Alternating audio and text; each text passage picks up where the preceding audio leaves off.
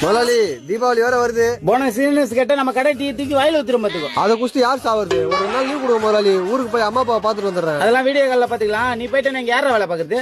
ஒழுங்கா டேபிள்ல தொடுறா முதலாளி. தொடுறானா?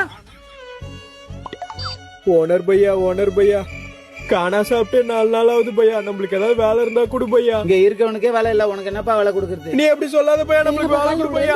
முதலாளி வந்த நாள்ல உங்க காலில் விழுறான். கண்டிப்பா உங்க காலை வார போறோம் முதலாளி. இவ்வளவு நாள் என் வேலை பாக்குறியா? என்ன கேட்ட என் காலில் விழுந்தியா? இந்த தமிழனுக்கு எவன் காலையில விழுந்து பொழப்பு அவசியம் இல்ல முதலாளி. பாத்தியாப்பா, 3 வேளை சோறு போட்டு மாச சம்பளம் கொடுத்தா எவ்வளவு ஏகத்தலமா பேசுறான் பாத்தியா? பையா நம்மளுக்கு ஒருவேளை சோறு போட்டா அப்ப போதும். சம்பளம் நான் கேட்கவே மாட்டேன் பையா. தீபாவளிக்கு நீ ஊருக்கு போகணும்னு சொன்னல? இல்ல முதலாளி, நான் இங்கே இருக்க முதலாளி. நீ அப்பறியா கழுத்த பிச்சு வெளியே தள்ளுவா? முதலாளி அவனை கழுத்த பிச்சு வெளியே தள்ளுறான். अरे अंदर जाओ जाओ जाओ.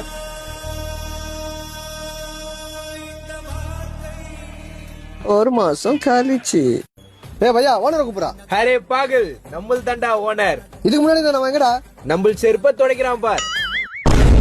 அதான் நம்மள முடிச்சு விட்டீங்க போ. எனது கை என்னை அடிப்பதுவோ, எனது வீரர் கண்ணை கெடுப்பதுவோ,